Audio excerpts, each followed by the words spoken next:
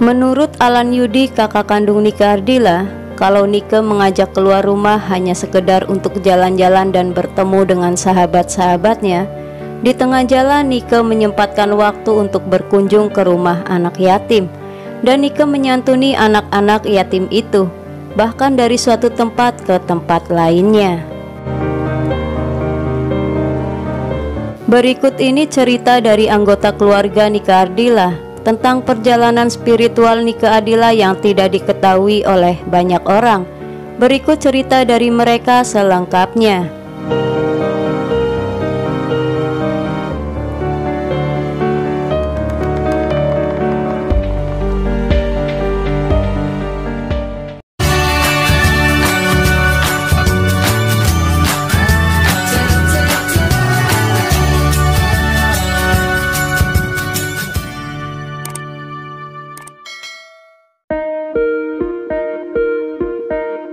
Yang pertama, cerita dari Fitriani yang merupakan sepupu sekaligus sahabat Nike Ardila. Dirinya bercerita, Fitriani yang merupakan sepupu Nike Ardila adalah orang kepercayaan keluarga untuk mendampingi Nike kemanapun Nike pergi. Ketelatenan dan kasih sayang gadis kelahiran 1 Maret 1976 ini membuatnya diterima Nike sebagai sahabat sekaligus adik.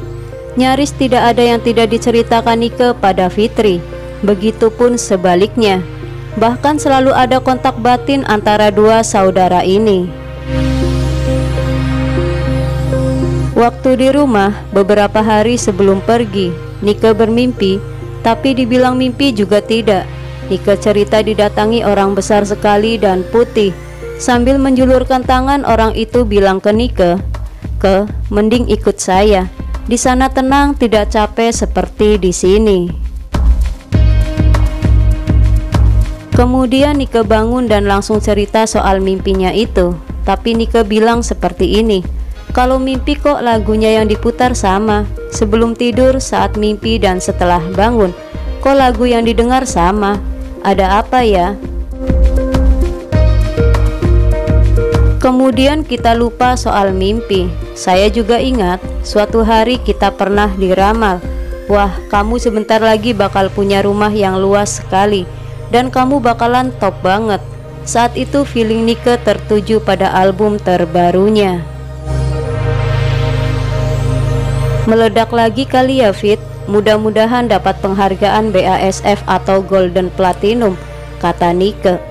Nike juga diramal kalau jodohnya sudah dekat. Sementara Fitri diramal tidak bakal menikah sebelum Nike menikah. Belakangan ini Nike jadi rajin. Dia juga tambah sayang pada saya. Biasanya memang sayang, tapi kali ini sedikit berlebihan. Dia juga ngomongin soal madrasah terus. Kakaknya Nike, Alan Yudi, pernah bilang pada Nike, kalau punya uang yang banyak mau bikin rumah yang besar dan bagus, beli mobil dan macam-macam. Tapi Nike bilang, Nike mah tidak mau. Kalau punya uang banyak, Nike mau bangun madrasah saja. Waktu Diki Zulkarnain meninggal dunia, Nike bilang, Fit, kapan ya ke tempat Bang Diki? Kasihan Mbak Mike. Dia memang punya rencana ziarah ke makam Bang Diki. Saya tidak menyangka kalau Nike ikut pergi juga.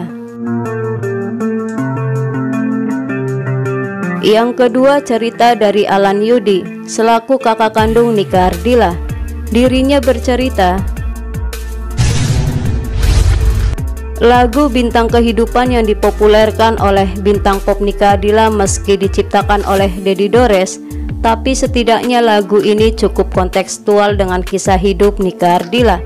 Bagaimana tidak, predikat sebagai bintang kehidupan itulah Nike sempat mengeluh dengan jadwalnya yang begitu padat sebagai artis. Wajar bila Nike terkadang mengeluh atas kelelahan yang ia rasakan. Nike pernah bilang kepada keluarganya bahwa ia merasa capek sekali dan ingin istirahat. Atas perasaannya yang lelah itu, Nike sempat mengajak orang tuanya untuk berlibur.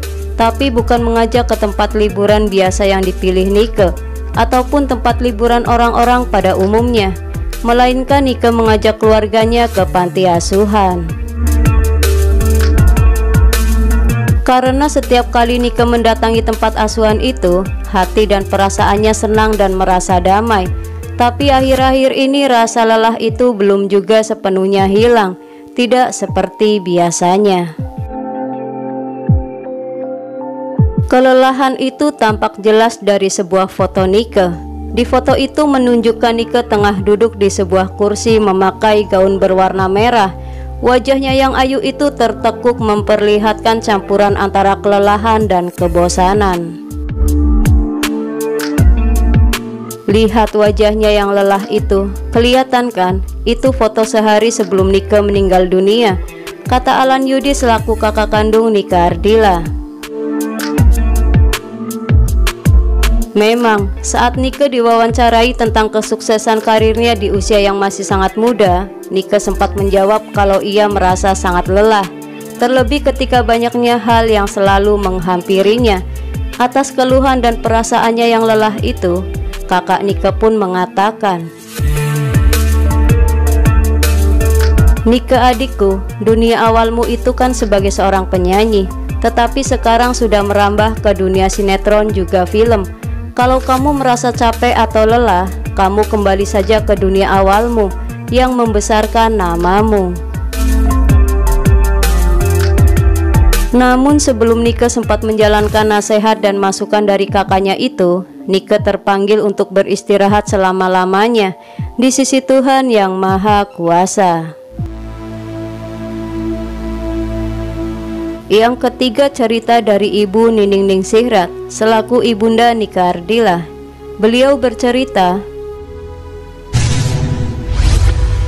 sebagai artis terkenal dengan penghasilan besar, Nike Ardila boleh dibilang amat sederhana dalam berbusana. Cerita dari ibunda Nike Ardila, Ibu Nining Ningsihrat ini bisa menjadi gambaran akan kesederhanaan yang dimiliki oleh Nike Ardila semasa hidupnya. Tak berbeda dengan kakak kandung Nike Ardila, ibunda Nike Ardila, Ibu Nining Ningsihrat pun punya cerita. Dulu pernah ketika show di daerah, Nike pakai baju yang harganya cuma Rp5.000. Dia tidak ada rasa malu sedikit pun. Selain itu, dari seluruh koleksi busana Nike nyaris tidak ada yang bermerek terkenal. Untuk show, Nike lebih suka pakai jaket dan celana kulit hitam. Dia baru pakai gaun untuk show di luar negeri. Warnanya pun bisa dipastikan ada hitamnya. Nike itu kalau lagi show di luar kota juga tiba-tiba suka menghilang. Nanti muncul tiba-tiba. Kalau ditanya dari mana, dia cuma senyum-senyum saja. Setelah show selesai, sering ada yang datang membawa oleh-oleh buat Nike. Katanya sebagai ucapan terima kasih buat Nike, karena tadi Nike sudah menyumbang ke masjid, atau ke gereja, atau ke pesantren di wilayah tersebut. Sebagian honor dari penjualan album langsung digunakan untuk mewujudkan janjinya pada saat usia Nike 5 tahun. Karena dulu Nike pernah mengatakan, kalau nanti jadi penyanyi, terus banyak uang, Neng pengen bikin sekolah. Dan cita-citanya itu pun terkabul jadi seorang penyanyi. Dia langsung membeli sebidang tanah yang kemudian mendirikan sebuah SLB di kawasan Cipamokolan yang sampai sekarang masih berdiri. Kenang Ibu Nining. Selain janji mulia Nike Ardila sejak kecil itu, Ibu Nining juga bercerita mengenai keinginan ganjil Nike Ardila. Dengan mata membasah, Ibu Nining menuturkan kembali permohonan ganjil anak gadisnya itu. Sewaktu pulang berziarah ke makam Bung Karno bersama Desi Ratnasari dalam promosi film Olga dan Sepatu Roda di Blitar, si Eneng pernah bilang, "Mi, seandainya nanti kalau Eneng meninggal, Neng ingin makam Neng nanti seperti makamnya Bung Karno ya Mi." Nike pun sambil bermanja-manja di pangkuan ibunya. Saat itu Nike membayangkan dirinya tutup usia. Sosoknya terbaring di balik makam, seindah makam Bung Karno yang sering mengalirkan peziarah. Seketika itu Ibu Nining pun tersentak dan segera menepis omongan Nike dan memintanya untuk tidak bicara tentang kematian. "Pamali, Neng, jangan bicara seperti itu." Ibu Nining merasa cemas, namun Nike hanya tertawa nyaring, seolah menertawai kecemasan ibunya itu. "Neng minta maaf Mi, kalau Neng berbicara seperti itu. Tapi memangnya kenapa kalau Neng meninggal?" balas Nike, membujuk ibunya agar kembali ceria. Sesaat Ibu Nining memandangi wajah anak gadisnya yang senang bermanja di pangkuannya itu. Tiba-tiba beliau kembali dikagetkan dengan sepasang bola mata Nike yang sekilas tampak membiru, mirip seperti mata artis Marilyn Monroe.